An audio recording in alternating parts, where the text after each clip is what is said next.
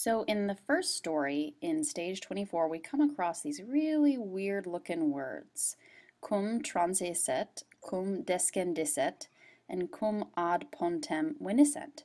So what are these? These are obviously verbs, but not like any other verbs we've seen before. So far in Latin, we have learned two moods of Latin verbs. There are imperatives like labora, dormite, noli festinate, nolite ridere. And these are also called, more commonly, commands.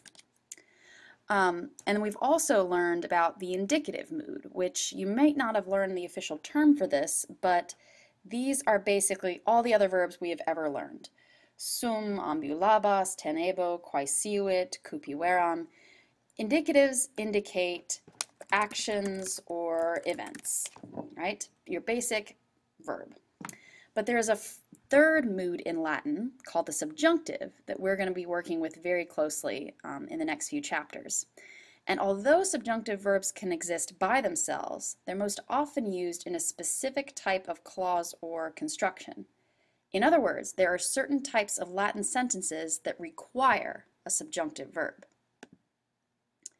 So if you think about it, subjunctives are kind of like the special ops forces of verbs. When an indicative verb just can't get the job done, we need a subjunctive. First example of when we need a subjunctive that we're going to talk about is when the word cum, which you've learned as meaning with, but occasionally it can mean when if it's next to a subjunctive verb. So if cum means when and is found at the beginning of a clause, for example, cum ad pontem venissent, equus transire nolebat. When they had arrived at the bridge, the horse did not want to cross. Cum modestus descendiset, equus statim transit. When Modestus had dismounted, the horse crossed at once. Modestus, cum in Britannia militaret, multas puellas amabat. Modestus, when he was soldiering in Britain, loved many girls. That Modestus. Cum custodes dormirent, captivi e carcere e fugerant. When the guards were sleeping, the captives fled from the prison. So all these verbs in bold here are in the subjunctive mood. And they're subjunctive because these cum clauses require a subjunctive mood verb. Now the good news is, so far there's no difference in translation, only in formation, right? So in English we would translate it exactly the same way. There's nothing special about it.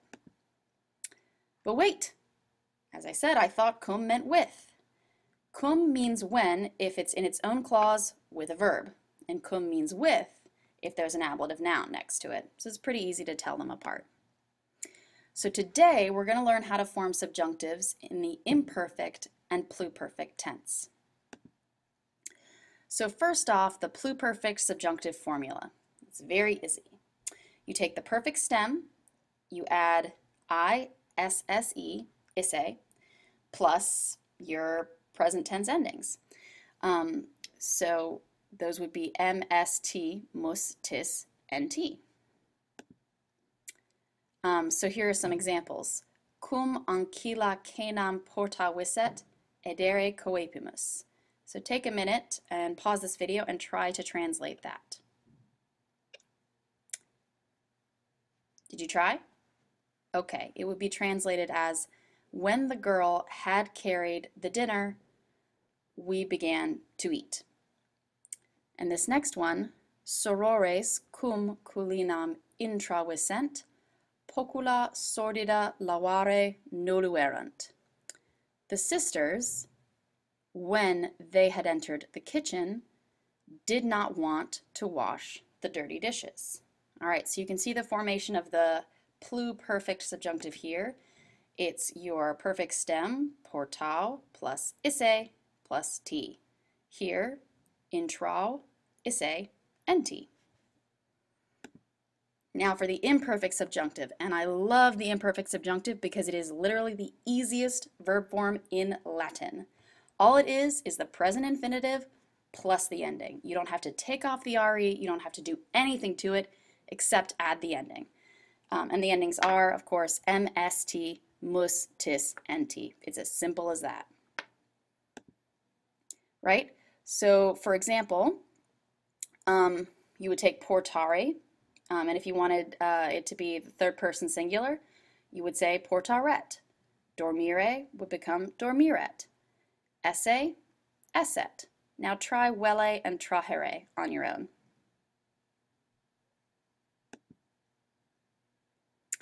Okay, so let's try some sentences with the imperfect subjunctive. Cum custodes dormirent, captivi e carcere effugerunt. So take a minute and try to translate that on your own. Did you try? Okay, so the translation would be, when the guards were sleeping, the captives fled from the prison. And another example, cum hospites caenam consumerunt, for cubiculum intravit. Okay, so take a minute to translate this one. When the guests were consuming the meal, the thief entered the bedroom. Well, that's an ominous sentence. All right, so let's give it a try. So take a minute and on your notes, you might want to pause the video for this, copy out this chart here, okay? And fill in the blank spaces. So in this column here, you have the imperfect indicative. That's your regular imperfect that you've known and loved. So amabat. In this column, you have the imperfect subjunctive, amaret in this case. In here, you have the pluperfect indicative, amaverat. And here, our new form, the pluperfect subjunctive, amaviset. And you can see these various forms here that are missing their counterparts in the other columns. So take a minute if you need to, pause the video, and complete this chart.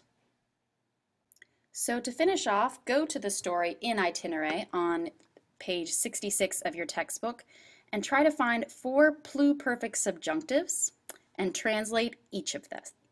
And once you've done that, you can complete your notes on the imperfect and pluperfect subjunctives.